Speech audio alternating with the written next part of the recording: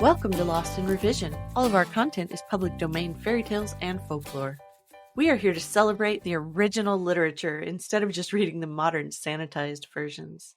We post short segments of stories daily for people who just want a story to follow along with, and monthly full episodes where we read and discuss popular classics. Come and find us on Patreon to listen to the full chapters early and without interruption.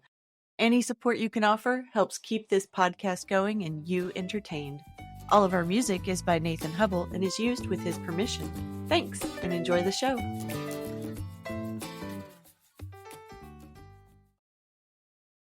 Chapter 11. The Hound in the Red Jersey, Part 2. Couldn't we explain all that to someone? Nobody will listen, said Mother very bitterly. Nobody at all. Do you suppose I've not tried everything? No, my dearest, there's nothing to be done. All we can do, you and I and Daddy, is to be brave and patient and— She spoke very softly. To pray, Bobby, dear. Mother, you've got very thin, said Bobby abruptly. A little, perhaps. And oh, said Bobby, I do think you're the bravest person in the world as well as the nicest. We won't talk of this any more, will we, dear? Said Mother. We must bear it and be brave.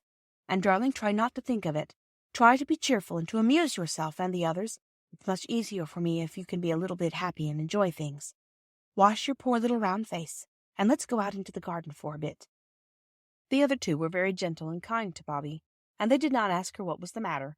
This was Peter's idea, and he had drilled Phyllis, who would have asked 100 questions if she had been left to herself. A week later, Bobby managed to get away alone, and once more she wrote a letter, and once more it was to the old gentleman.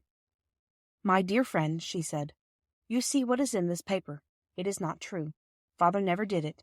Mother says someone put the papers in Father's desk, and she says the man under him that got Father's place afterwards was jealous of Father, and Father suspected him a long time. But nobody listens to a word she says.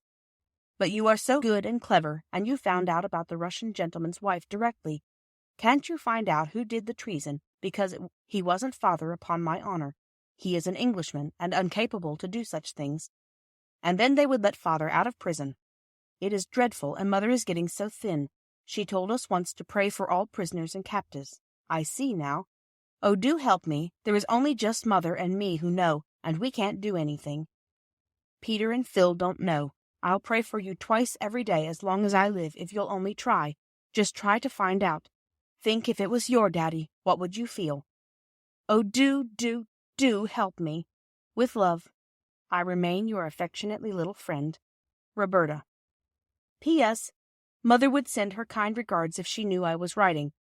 But it is no use telling her I am, in case you can't do anything. But I know you will. Bobby, with best love. She cut the account of her father's trial out of the newspaper with Mother's big cutting-out scissors, and put it in the envelope with her letter. Then she took it down to the station, going out the back way and round by the road, so that the others should not see her and offer to come with her, and she gave the letter to the station-master to give to the old gentleman next morning. Where have you been? Shouted Peter from the top of the yard wall where he and Phyllis were. To the station, of course, said Bobby. Give us a hand, Pete. She set her foot on the lock of the yard door. Peter reached down a hand. What on earth? She asked as she reached the wall top, for Phyllis and Peter were very muddy. A lump of wet clay lay between them on the wall. They had each a slip of slate in a very dirty hand. And behind Peter, out of the reach of accidents, were several strange rounded objects, rather like very fat sausages, hollow but closed up at one end. It's nests, said Peter. Swallows' nests. We're going to dry them in the oven and hang them up with string under the eaves of the coach-house. Yes, said Phyllis, and then we're going to save up all the wool and hair we can get, and in the spring we'll line them, and then how pleased the swallows will be. I've often thought people don't do nearly enough for dumb animals, said Peter, with an air of virtue. I do think people might have thought of making nests for poor little swallows before this. Oh, said Bobby vaguely, if everybody thought of everything, there'd be nothing left for anybody else to think about. Look at the nests. Aren't they pretty? Said Phyllis, reaching across Peter to grasp a nest. Look out, Phil, you goat, said her brother. But it was too late. Her strong little fingers had crushed the nest. There now, said Peter. Never mind, said Bobby. It is one of my own, said Phyllis, so you needn't jaw, Peter. Yes, we've put our initial names on the ones we've done, so that the swallows will know who they've got to be so grateful to and fond of.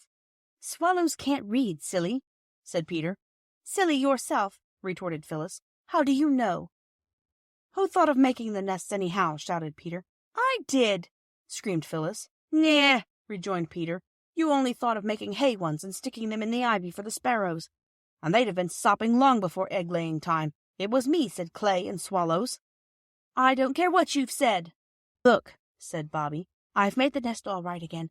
Give me the bit of stick to mark your initial name on it. But how can you? Your letter and Peter's are the same, P for Peter and P for Phyllis. I put an F for Phyllis, said the child of that name. That's how it sounds. Thank you for joining us today. I would like to thank all of our supporters on Patreon. Your support helps pay for all of the things that podcasting requires and helps keep this show alive and growing. Feel free to fact-check us and offer suggestions to make our show better for you. You can send us an email at lostinrevisionpodcast@gmail.com. Don't forget to follow and give us a good review anywhere you listen, and share with your friends and family. There's a lot more waiting for us all at the end of the road.